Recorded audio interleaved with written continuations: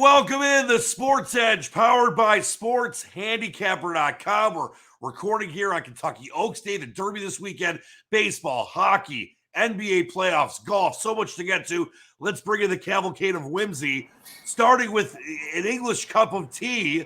JB, what's your gripe against American sports today?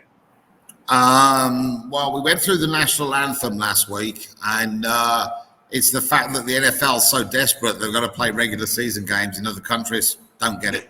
They're not desperate. They're just trying to break into more markets. Unfortunately, not everyone can have soccer or football being the biggest sport in the world like you do in the countryside of bloody old England. You know, it's just reeks of desperation to me, Daniel.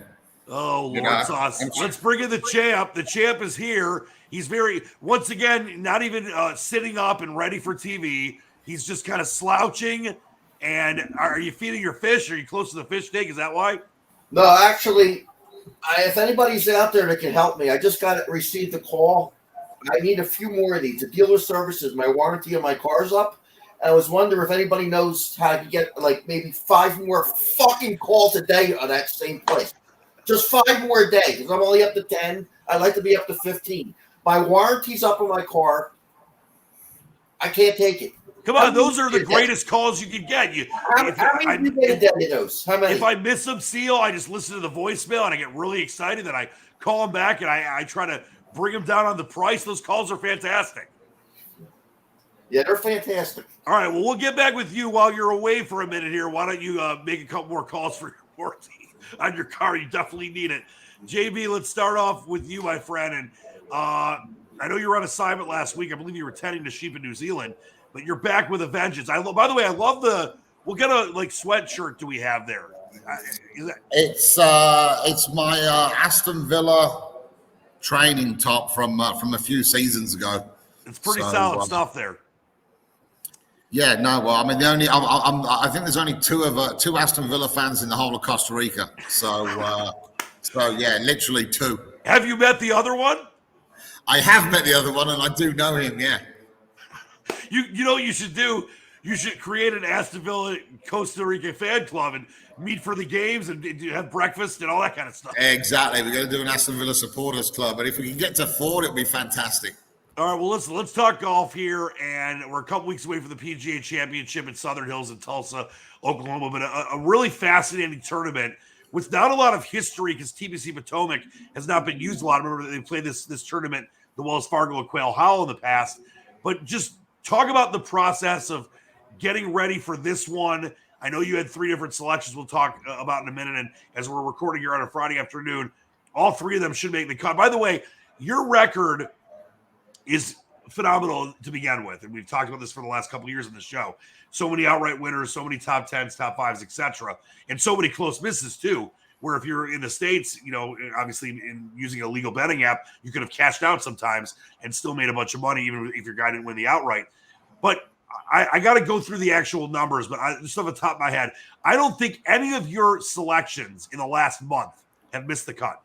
Yeah, it's been pretty good lately. It's you know, and if you can get, I mean, that's basically the first thing you're kind of looking for, isn't it? Let's get somebody to make the cut, because then after that, you never know what can happen.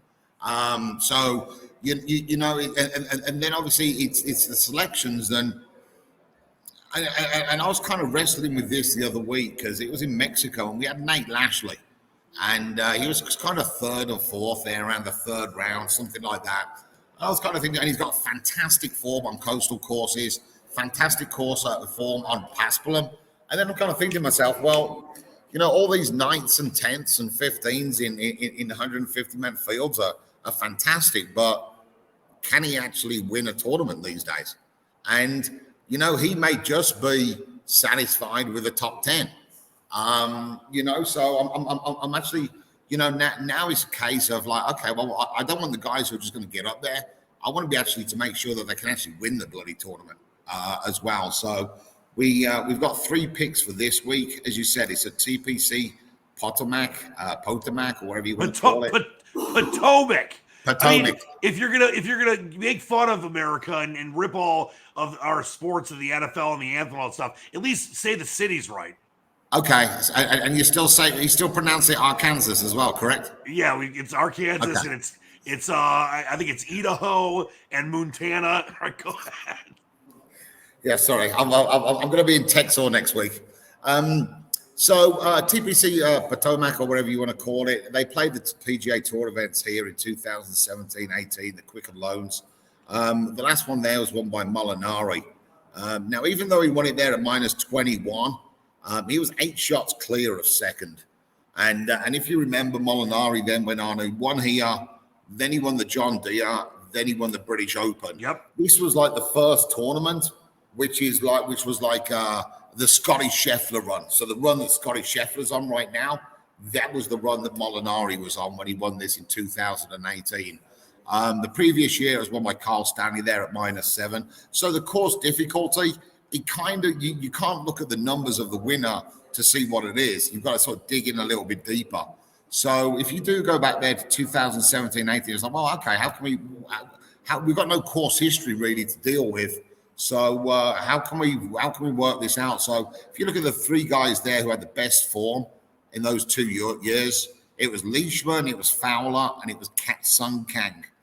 And then you go through those players, and then you'll see all of them have got a fantastic record there at the Arnold Palmer. I mean, in 2020, all 3 of them came in the top 20 there at Bay Hill. And then Leachman was a previous winner at Bay Hill. Fowler's had top 5s. And even Sung Kang, he's had 3 top 20s there. Sorry, 2 top 20s in the last 3 years. So there's a definite correlation there between the 2 of them. And then, of course, look who's leading the tournament right now, Jason Day. Well, he was a winner there at Bay Hill as well. So, but yeah, we had 3 players this week. We were on Brian Harmon. Again, he's got a decent record there at Bay Hill. Par 70 bentgrass greens. He's got a fantastic record. And I also like his record there in the northeast of England, northeast of United States. You know, your Massachusetts, the New Jerseys, New Yorks, up there. So Brian Harmon was in around 65 to 1. Corey Connors was our second selection, short price. But I didn't mind betting Connors simply because I really didn't like McIlroy that much. I know he had a great first round, but it's a par 70. There's only 2 par 5s. One of the par 5s is over 600 yards long. So it's probably going to be a 3-shot hole for everybody. So that negates his driver. So he does like, you know, he'll make all his shots on driving. So, but he gets negated on this course. So I kind of felt that McIlroy, the problem is the bookies that they can't put McIlroy any bigger because they know people are going to bet him, especially after what he did in the last round of Augusta. Right. But then you kind of look into that round, and I think it chipped in 3 times. You know, that was just a one-off round. You know, so I was definitely against McIlroy this week. So I figured, well, you know what, Connors should really be a little bit shorter in the betting maybe. So we put Connors in there as well. And then the last one was Tyrrell Hatton. Tyrrell Hatton, obviously a previous winner at Bay Hill, won there when he was playing really tough. So we threw the dice out on Tyrrell Hatton as well, and I think we got Harmon and Hatton around 3 under, 4 under right now. Which, when you look at the leaderboard, okay, Jason Day's at 10, but he's 3 shots clear at 7. Is he the real leader, or is it like a relay race when the stagger unfolds? You know, he's probably going to come back to people. You'd probably be expecting this to be won in you know, mid, 13, 14, 15 under, maybe something like that.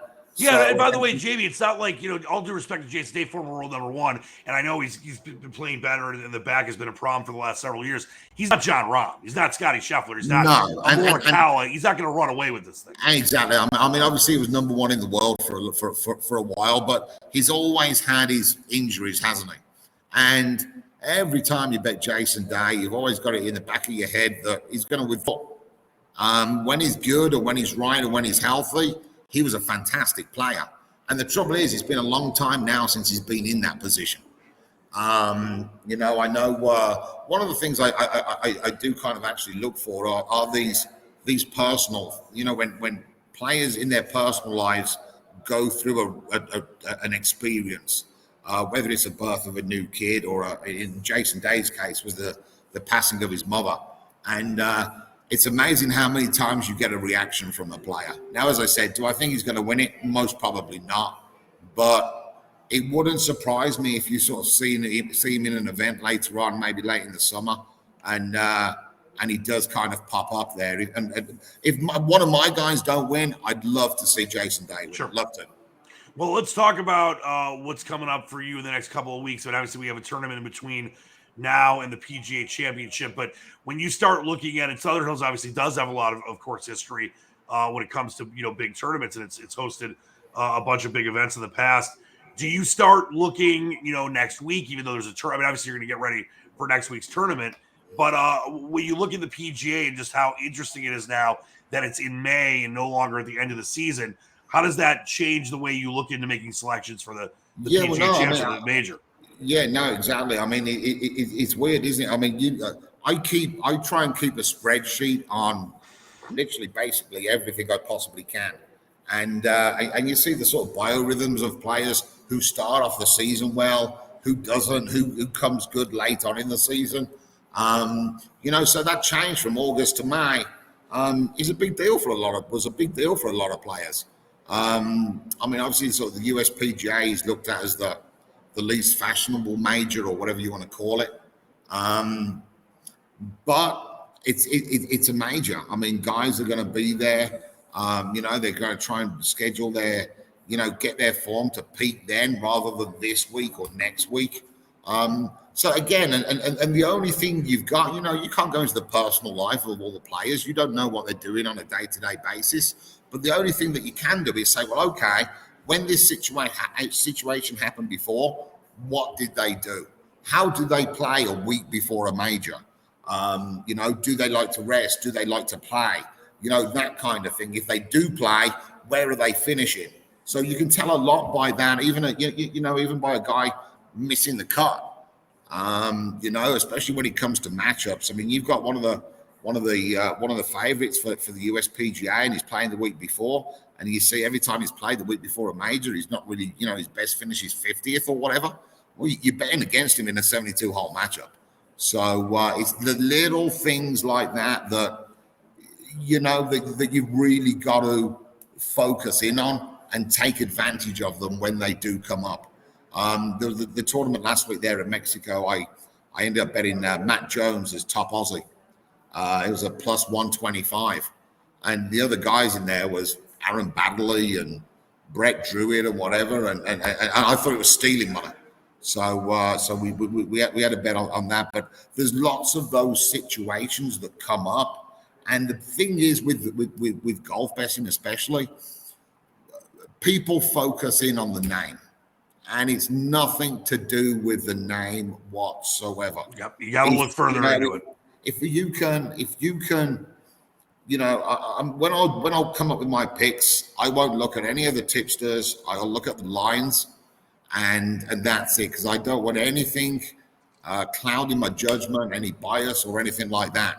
And you know what? You take the matchups and you put the form next, one on top of the other, and you delete the names. It's amazing how many times you'll pick the guy that's not the favorite, because bookmakers know if it's, McIlroy versus Paul Casey or whoever, there's only one person they're going to bet, when sometimes the value is just not there. Yeah, Jamie, that is such a great point. One of the reasons we love doing this show, because obviously we would love people to be involved with sportshandicapper.com, scratchcat.com, all the great sites, but it's about teaching people and letting people understand that there's a way to profitability by being smart. And what you just said, it's almost like when they do the blind resume during the NCAA tournament, when if you take away the name, if the name is Duke or the name is Kansas, you're going to be subjective and not objective. And if the name is, Murray State or something else, even though they might look better in certain metrics than other teams that maybe have more history or have more name recognition, that's a great way to look at things. You've already got a preconceived bias one way or the other. And that's what you need to get out of it, because, if you deal with what you're dealing with, the numbers, and you're looking at the right numbers, the name doesn't come into it. I just want the guy with this form. This is the reason, ABC. That's what I'm going to bet. And, nowadays it's, I'll never place a bet on anything unless I've got one or two solid reasons as to why I'm doing it, regardless of the price and regardless of the player or regardless of the team.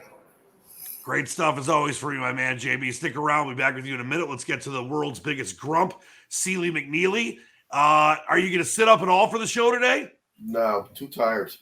Well, you're always too tired and you're always too ornery, but you always keep winning.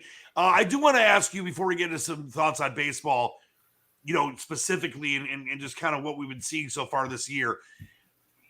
Weather is, of course, always a factor early in the season, and it can be later in the season too. Obviously, more cold stuff later on and more, possible snow early in the season or rain and that kind of stuff like we've seen in the Midwest and the East over the last several weeks as the season started. When you look at handicapping games, and I know that there was a game you were on that we'll get to in a second here today that already got postponed. And there's been, I think this week alone, I think you've had 4 or 5 games that you had selections on and they got postponed, moved to, split doubleheaders the next day or day-night doubleheaders the next day. Does that change, like when you're looking at the big picture of maybe banging that same play the next day in different weather, or how does that whole process work for you when it comes to, weather being a factor in postponing games that you had plays on or we're going to have plays on? Well, it depends what they put the number back up the next day. As long as it's the same pitching matchup. The weather's been just brutal. I mean, you think it'd start warming up by now. It's Mother's Day on Sunday, and still most of these games are being played in the 50s. Obviously today, 5 games got postponed just because of rain, but it's crazy the way it's got to start warming up soon. That's why the totals are so low. The weather's so good. I mean, by the way, can you please wish a very hearty and happy Mother's Day to Mrs. Seal, the mother of your 2 amazing children's Dylan Livers and Onions and Livers Original and Onions. So great stuff for her. Wish everyone and all the great mothers out there, including mine, the great Susie Wizbo, happy Mother's Day. But yeah, you're right. The weather's it's going to warm up. I know here in Michigan, where I'm at, I know you're in Pennsylvania, and Jamie's just in beautiful Costa Rica, where the weather's always going to rain an hour a day here and there. But it's been in the 40s, 50s, some days 60s, but lots of rain, lots of overcast. I know next week it's going to be in the 70s and 80s. That might go away again, but as it warms up, how do you factor that in? I know you mentioned the totals are so low, a lot of games going under the total. Of course, we're not talking about games that are indoors. These games are the ones that are outdoors. What do you look at when it comes to when the weather it's gradual in some areas. Other areas, I know there's been years here in Michigan where it went right from like the 40s. The next week it was 80s for like 3 or 4 weeks. As the weather warms up, we know that obviously baseballs can jump out of parks a lot more when when the weather is warm and the humidity is either up or down based on where you're at. How do you look at that when you handicap? Well, the only difference this year is you got the humidor in every park. I mean, right. First year they're in not just for cigars. No, just for baseballs. So you have to see how that plays out in the summer when it gets hot and really humid, because the humidor will take some of the humidity out of the ball, which would make the ball carry farther. So it's going to help some places, hurt some places. We'll see. I mean, it's the first year where it's in every park. So. Well, I know you were on Cleveland that got postponed. I know you had the over in that game, the 6.5 with Bieber starting. But there is another game you're on today, so let everyone know about that and why you liked it. A very small play on Arizona over 8.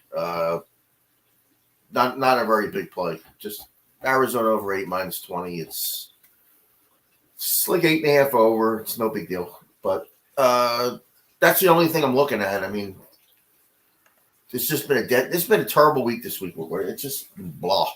Yeah, by the way, Arizona, Colorado, it's a 9:40 Eastern game. Yeah. The game that was postponed, we were talking about, was Toronto and Cleveland. And you mentioned there's a bunch of other games postponed, the Mets and Philly. I know you're very sad because you were going to go and have hot dogs tonight at Citizens Bank Ballpark. Kansas City, Baltimore postponed. That Colorado-Arizona game features Chad Kuhl for Colorado, who's 3-0 with a 1.90 ERA, but he is walking a lot and giving up home runs. And then Merrill Kelly as well, who's walking a lot and hasn't given any home runs yet. But, you look at when you look at some of these situations, Seal, when it comes to looking at totals, it's got to be someone like you that not only is up at 4 a.m. doing the research, but you've had a feel for this for decades. And I think that a lot of people just kind of willy-nilly will just do like 3-4 leg parlays, throw totals in, you got to be careful with that kind of stuff, especially early in a baseball season, because people just don't seem to understand there's a method to what you do. There's a method to why you've won and been successful. Obviously, football, you're the Westgate champ, which I got to flash up here again because that just never will get old. But you've been very successful in MAC football, very successful in Major League Baseball because you've got a system you've used for decades. And I think that a lot of people don't understand that, like we said, we always say this on the show. If you don't want to sign up for Sports Handicap or come, it's fine. We're going to keep doing the show, keep giving you picks, keep explaining things. But you can't, people think they can do it on their own. And there's some out there, maybe they have their own algorithms. That's great. Good for them. Maybe they should try to sell in that. But someone like you's been doing this for years and years and years. And I think that I know I have friends, and I'm pretty good myself. I'm no Seal. And I'm no Jamie in golf. That's for sure. But I got people asking me all the time, what do you think of this game? And they're betting 7, 8, 9 games a day. You can't win that way, Seal, right? No, I mean, if you're betting 7, 8, 9 games a day, you know. And they're doing like multiple 5, 6 leg parlays. I'm like, you're nuts. Bookmakers love them. Yeah, that's their bread and butter, right? Yeah, that's where they make all their money. I mean, if you're betting 9 games a day, you're in the wrong business. But back to the whole crux of the point is that someone like you that has been doing this for so long. I mean, I'm not kidding. You're up at 4. We'll text sometimes because I don't really sleep. You're up at 4 a.m. You're looking at different matchups. You're looking at weather scenarios. We've had Starsky on, who's been involved with this from the beginning. He's talked about this with us as well. You're talking with him about different plays and why you like this. That's how you can be successful in this crazy thing called betting, which is obviously fun for all of us as well. But you can't just willy-nilly, that looks like a good line. I mean, you're looking at pitching matchups, Seal. You're looking at recent, like Jamie does with golf, recent course form. You're looking at recent form by hitters and pitchers and, what park they're playing in and humidity and all that stuff. And there's a lot that goes into it. And I have a lot of respect for you doing that. And I mean, I know that you hopefully give yourself credit for the success you've had over the years, but it's important that people understand you're not just like, following some other bettor. You're not like looking at where the money is going. You're making selections based on a lot of different factors, and that's why you're successful with it. Yeah, I mean, if you think you're a handicapper and you're taking 5 minutes to handicap 15 baseball games, and think you're going to beat the line that they put out there that they spend a lot of money to put up, never going to beat them. Yeah, well, then there's the people to make the lines. Right. Then there's the people that will just follow different groups and say, oh, they're betting a lot of money on the Tigers. And this, you can't win that way. Yeah, you'll hit sometimes, but you're doing things on such a different level. So I have a lot of respect for that. And that's why we love doing this show. And that's why I love you. Before we get out of here, though, I wanted to ask you anything that you kind of looked at and seen that has kind of stood out to you, whether it's been a pitcher, a team that you might think might start to get hot soon, a hitter, etc. Anything, as I know it's been a frustrating week with a lot of postponements. We've had one here in Detroit. Anything that's sticking out to you right now early in the season?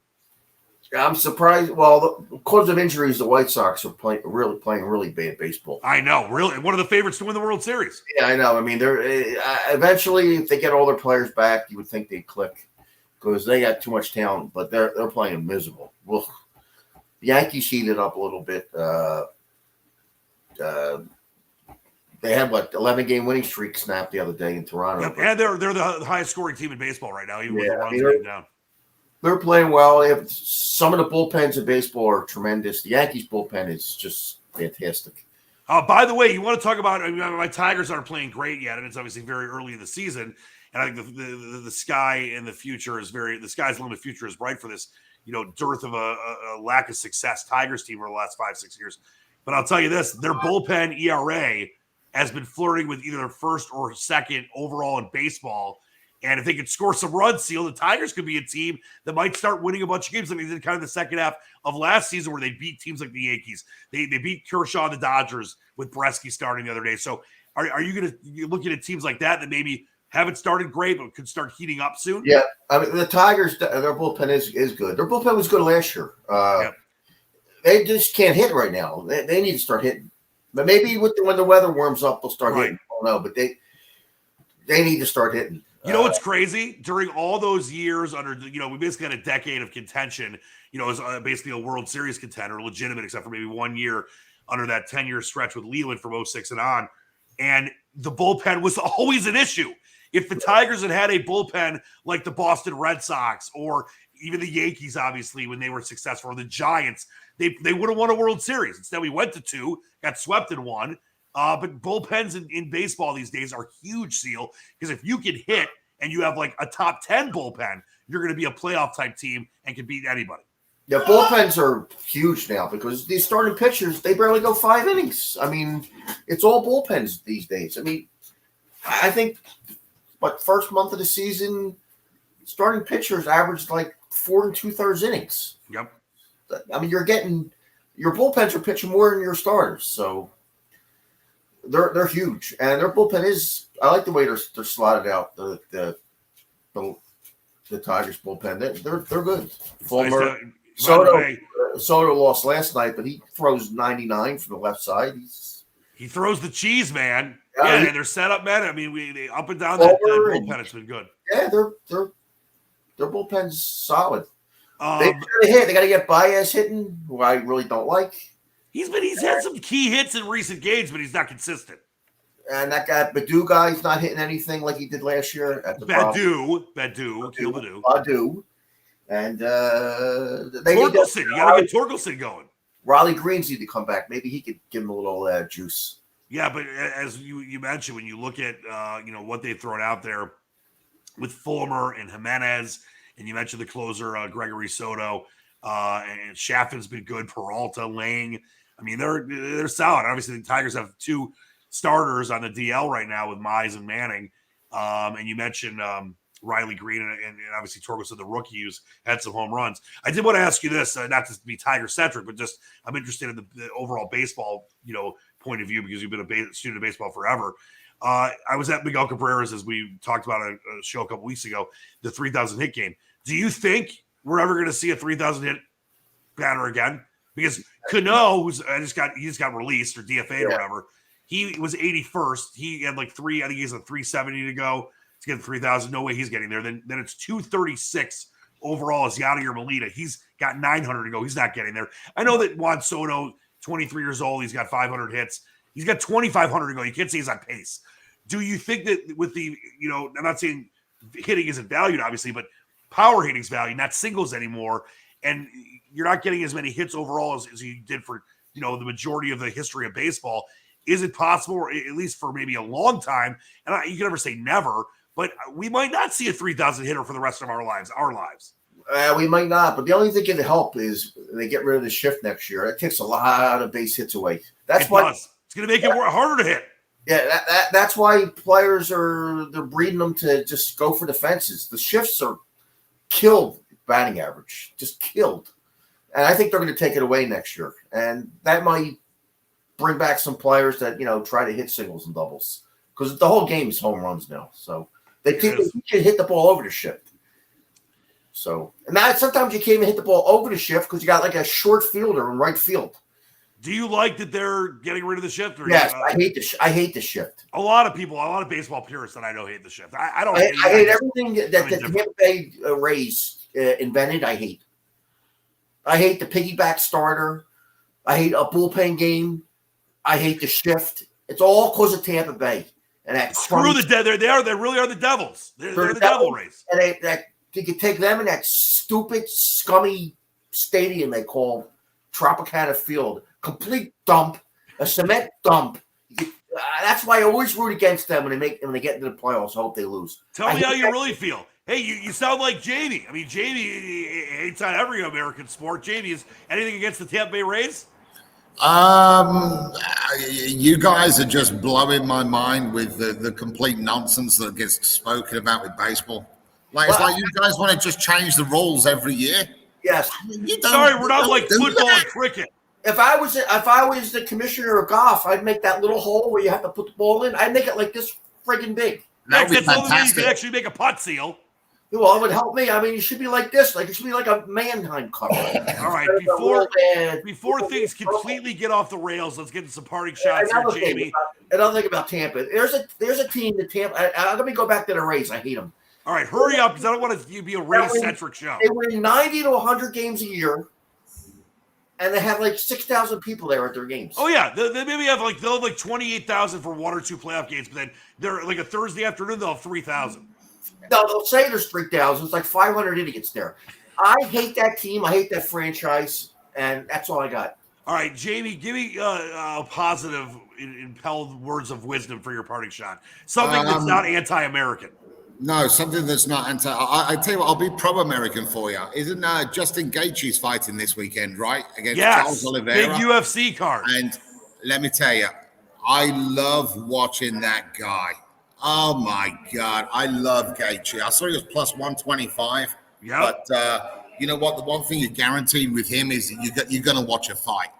And I'm looking forward to that on Saturday. Obviously, we've got the Kentucky Derby going on tomorrow. So that'll be real good as well to watch. Just getting into the tradition with that, and that's about it. Just a good weekend of sports. See what happens, and still got some Premiership football and the golf and the baseball and the fighting. So yeah, I'm not doing too much away from the TV this weekend. Yeah, let's get either Hatton or Connors or Harmon through at the Wells Fargo. By the way, are you happy with Real Madrid and Liverpool in the UEFA Champions final? I mean, they're the two best teams in my opinion. Well, no, I'm very happy with this because obviously anybody that follows football, especially in the Premier League, will know that the Aston Villa sold Jack Grealish to Manchester City last year for 100 million.